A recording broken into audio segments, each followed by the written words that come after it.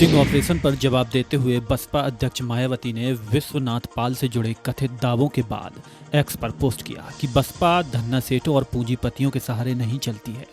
मायावती ने लिखा कि बसपा एक सच्ची, ईमानदार और अम्बेडकरवादी पार्टी है तथा यह बसपा को बदनाम करने की एक साजिश है। उन्होंने कहा कि बसपा अपने तन मन धन के बल पर चलती है और यही बात संकीर्ण व जातिवादी ताकतों को पसंद नहीं है। सांसद संजय सिंह ने करोड़ों की जमीन खरीद में अनियमितताएं बताते हुए एक बड़े घोटाले का आरोप लगाया है। संजय सिंह के अनुसार 2 करोड़ की जमीन 18.5 करोड़ में, 3 करोड़ की जमीन 24 करोड़ रुपए में और 100 बिस्वा जमीन 55 करोड़ रुपए में खरीदी गई है। उन्होंने चंपत राय, आलोक मनीष और शिवानी बंसल का नाम लेते हुए आरोप लगाया कि प्रभु श्री राम के नाम पर भाजपा ने करोड़ों की चोरी की है। उन्होंने कहा कि किसानों को 4.40 लाख प्रति बिस्वा मिला, जबकि ट्रस्ट ने 47 लाख रुपए प्रति बिस्वा चुकाए। राम मंदिर चढ़ावा चोरी मामले पर बोलते हुए सीएम योगी ने कहा कि मामले में हम लोगों ने एसआईटी जांच बैठाई है, जो दूध का दूध और पानी का पानी करके रहेगी। सीएम योगी ने कहा कि जो भी अपराधी होगा वह बचेगा नहीं और राम भक्तों की भावनाओं को आहत न किया जाए। उन्होंने अपील की कि यदि किसी के पास कोई सबूत हो तो वह एसआईटी को दे दे। सीएम ने कहा कि 500 सालों तक हमारे पूर्वजों ने संघर्ष किया और वे 500 साल मर्यादित रहे, इसलिए आप लोग 15 दिन और मर्यादित रह लीजिए। करणी सेना के राष्ट्रीय अध्यक्ष सूरज पाल ने अलीगढ़ की सड़कों की हालत पर कड़ा तंज कसते हुए बयान दिया। यहाँ की सड़कें अभिनेत्री की गालों की तरह चिकनी नहीं बल्कि केशव प्रसाद मौर्य की गालों की तरह खुरदरी हैं। सूरज पाल ने सवाल उठाया कि पहले सोहना से अलीगढ़ 2 घंटे में आ जाता था और अब 4 घंटे लगते हैं, इसका जवाब कौन देगा। उन्होंने कहा कि कल्याण सिंह के समय बनाई गई सड़कें आज भी सही हैं और अलीगढ़ में विकास नहीं हुआ है, जिसके लिए जनप्रतिनिधि जिम्मेदार हैं। इसके साथ ही सूरज पाल ने कहा कि करणी सेना यूपी में 50 सीटों पर चुनाव लड़ेगी। सहारनपुर में शहजाद से शंकर बने एक व्यक्ति ने अपनी पत्नी और बच्चों के साथ सनातन धर्म अपना लिया है। उन्होंने हरिद्वार में वैदिक रीति रिवाज से घर वापसी करते हुए धर्म अपनाया, जहां धर्माचार्य अरुण कृष्ण की मौजूदगी में उनका नामकरण हुआ। पत्नी और बच्चे द्वारा सनातन धर्म स्वीकार करने के बाद पैतृक गांव बहेड़ी गुर्जर पहुंचने पर ग्रामीणों ने ढोल नगाड़ों से उनका भव्य स्वागत और अभिनंदन किया, जिसके बाद उन्होंने गांव पहुंचकर मंदिर में पूजा अर्चना की। देवराहट क्षेत्र के हरिधाम आश्रम से जुड़े मामले में पुलिस ने फरार चल रहे बोतल बाबा और हरिओम महाराज को गिरफ्तार कर लिया है और उसके गुर्गे दीपक यादव को भी दबोच लिया है। यह कार्रवाई हत्या के प्रयास और महिला से छेड़छाड़ के मुकदमे में की गई है। बोतल में फूंक मारकर इलाज का दावा करने वाले इन दोनों आरोपियों को घटना के बाद फरार रहने पर पुलिस द्वारा पकड़कर अब कोर्ट में पेश किया जाएगा।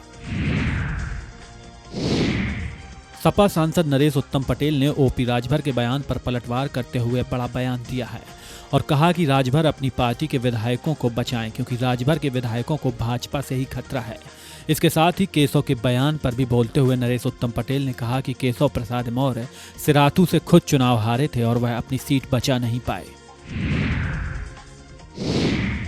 ओम प्रकाश राजभर के बयान पर पलटवार करते हुए सांसद अवधेश प्रसाद ने कहा कि सूप बोले सूप चलनी बोले जिसमें 72 छेद। अवधेश प्रसाद ने कहा कि ओम प्रकाश की अपनी कोई राजनीतिक जमीन नहीं है, वह अखिलेश यादव की कृपा से चुनाव जीते हैं। उन्होंने यह भी कहा सपा चट्टान की तरह मजबूत और एकजुट है। सपा सांसद लालजी वर्मा ने ओपी राजभर पर पलटवार करते हुए कहा कि सपा के 37 सांसद एकजुट हैं और सभी सांसद पार्टी के साथ खड़े हैं। लालजी वर्मा ने राजभर के बयान को मनगढ़ंत और बेबुनियादी बताते हुए कहा कि ऐसे लोगों को सीरियस नहीं लेना चाहिए। सपा के टूटने के आरोपों पर बोलते हुए मंत्री दयाशंकर सिंह ने बड़ा बयान दिया कि नेताजी के लोगों को सम्मान नहीं मिल रहा है, इसलिए वह लोग पार्टी छोड़कर जा रहे हैं। दयाशंकर सिंह ने कहा कि समाजवादी पार्टी तो लगातार टूट रही है और नेताजी के साथ काम करने वाले सभी लोग चले गए हैं।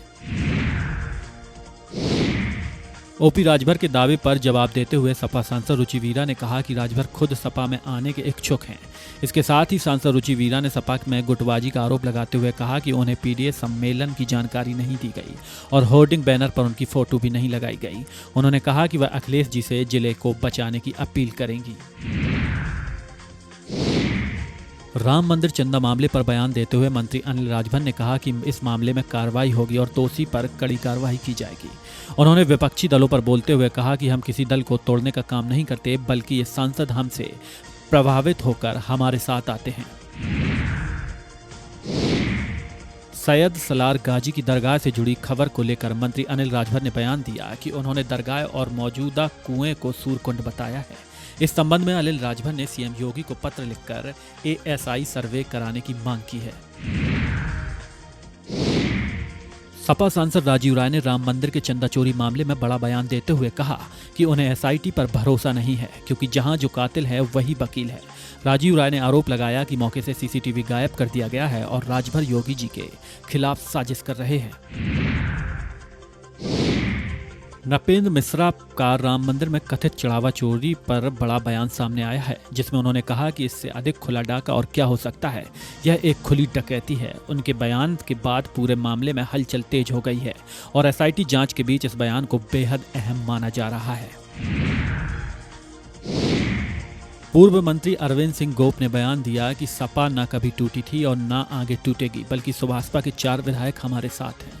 उन्होंने कहा जो खुद टूटे हैं वे सपा तोड़ने की बात कर रहे हैं, वे सपा का एक प्रधान या ब्लॉक अध्यक्ष तोड़कर दिखाएं। डिप्टी सीएम केशव प्रसाद मौर्य ने अखिलेश यादव के बयान पर प्रतिक्रिया देते हुए कहा कि वे ऐसी बयानबाजी से बाज आएं। चंपत राय पर बोलते हुए केशव प्रसाद मौर्य ने कहा कि चंपत राय बहुत आदरणीय और पूज्य हैं तथा राम काज के लिए उनका जीवन समर्पित है। घोटाले और गड़बड़ी के आरोपों पर भी बोलते उन्होंने कहा जो भी गलत करेगा उसे कड़ी सजा मिलेगी। अभी जांच चल रही है, इसलिए रिपोर्ट आने का इंतजार करें। दिल्ली हाईकोर्ट ने टेलीग्राम ऐप पर लगे अस्थायी बैन को हटाने से इनकार कर दिया है, जिसके तहत टेलीग्राम ऐप पर अस्थायी बैन जारी रहेगा। हाईकोर्ट ने कहा कि सरकार को बैन लगाने का अधिकार है और सरकार के उपाय कम से कम पाबंदी वाले हैं तथा यह आदेश जरूरत से ज्यादा सख्त नहीं है। मंत्री संजय निषाद ने अयोध्या राम मंदिर में भगवान राम को चढ़ाए गए चढ़ावे में कथित अनियमितताओं को लेकर समाजवादी पार्टी के बयानों पर कहा कि दोहरी मानसिकता, दोहरा चरित्र और दोहरी विचारधारा काम नहीं आएगी, क्योंकि भारत भारतीयों का है। उन्होंने कहा जब विपक्ष सत्ता से बाहर होता है तो उन्हें भगवान दिखते हैं, लेकिन जब वे सत्ता में आते हैं तो बेईमान लोग दिखते हैं। संजय निषाद ने कहा कि बेईमान लोगों का साथ छोड़ दें, इस पूजा पाठ से कुछ हासिल नहीं होगा और ब्राह्मण एनडीए के साथ है।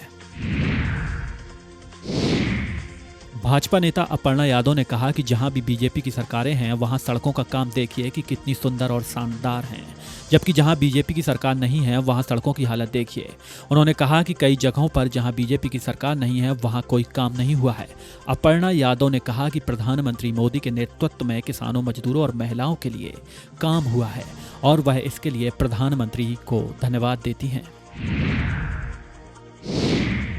केंद्रीय मंत्री रामदास अठावले ने बीजेपी पर छोटी क्षेत्रीय पार्टियों को खत्म करने की कोशिश करने के आरोप पर कहा कि उनका मानना है कि इस आरोप में कोई तथ्य नहीं है। उन्होंने कहा कि उनकी पार्टी एक छोटी पार्टी है, लेकिन इसके बावजूद एनडीए में शामिल होने के बाद उनकी पार्टी 28 राज्यों में और 8 केंद्र शासित प्रदेशों तक पहुंच गई है। नागालैंड और मणिपुर में भी इसे पहचान मिली है, इसलिए इस आरोप में कोई दम नहीं है। उप मुख्यमंत्री ब्रजेश पाठक ने कहा कि कांग्रेस पार्टी के नेताओं की बुद्धि पर पत्थर पड़ गया है।